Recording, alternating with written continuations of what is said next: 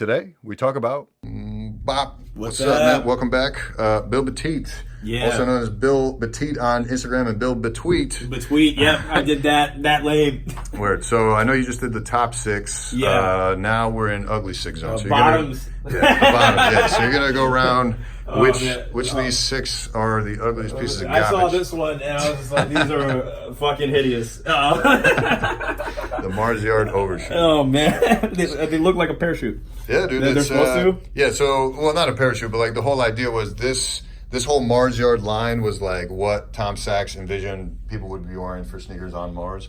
So then these came out.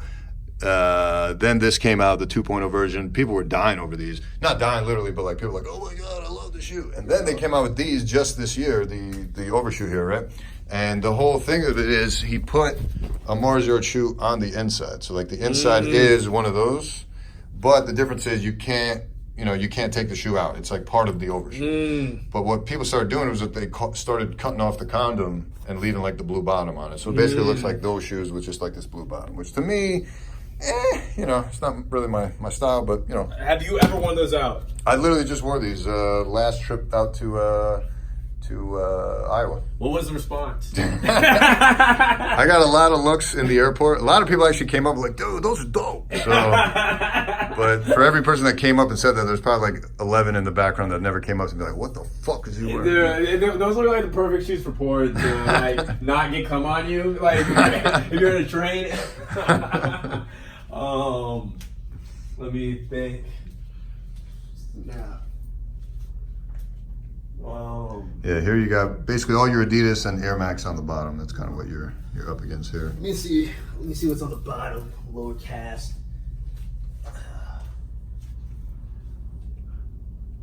I don't like the colors on this one at all. It looks like I ate Skittles with spaghetti and threw up. Ugly sweater? Yeah. That's what these are technically called. Oh, they're called ugly sweater?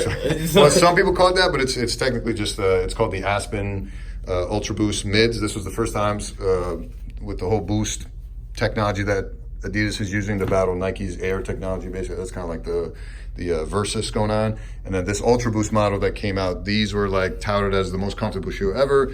And then this came out as a collaboration with Kith. You ever been to Kith? The show? No. The store?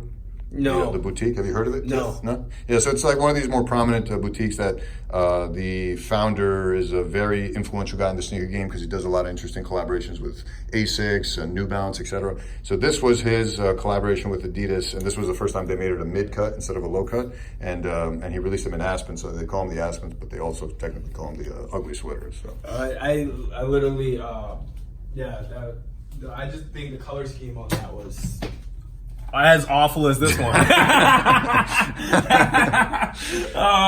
Dude, they really could not get the Air Max 270 colorways right, in my opinion. Like, not a single colorway spoke out to me like, yeah, I definitely need this one. But like, to me, this was the best one I thought. This looks like what trendy girl would wear in the 80s. But they are comfortable, I'll give them that. But I forgot even what colorway this was. Was this the magenta or the hot something? I don't remember, or just multicolor flannel, I guess.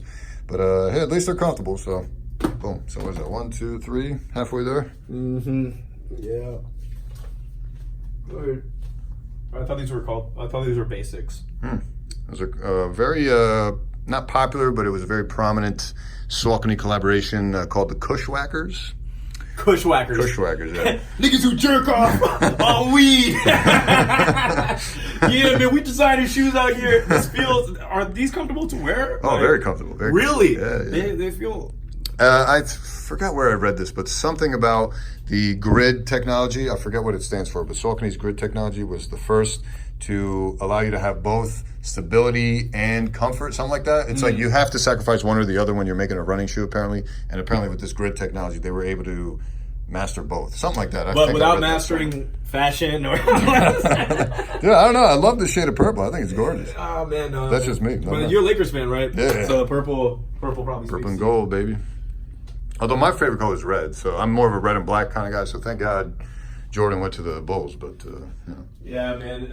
I mean, it was pretty likely he's going to do something with the red, right? Because either that or he'd have been on the Rockets, No, we'll never know. Yeah.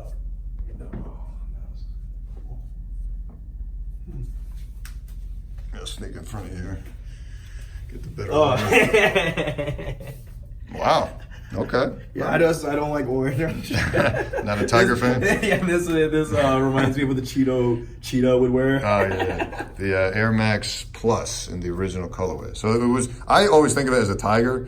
The French call it Le Shark. Le Shark. For whatever reason. But it's technically based on, the designer was out in Florida and he saw like this beautiful sunset, and just like the grading of it is what kind of inspired him to do this. So that's the fun thing about this shoe. And it was the first time there was tuned air technology, I believe, on a sneaker. So that's kind of the importance of this model. But this had actually been not a popular pick on this segment, but you were not the first person to pick that shoe. Did you ever have soap shoes? Soap shoes? Yeah, well, What the fuck is that? they were like shoes with a grinding plate, you know, where you could slide on curbs. Like, no, they were like a big thing when I was living in Hong Kong, where soap shoes, and you just jump on curbs and grind. Interesting. I'll have to look into that. I feel like I've heard about this, but I just can't put a picture to it. How old are you? 31. 31. Okay, yeah, it's around that time too. I don't know. These feel like they don't fit in your collection. See,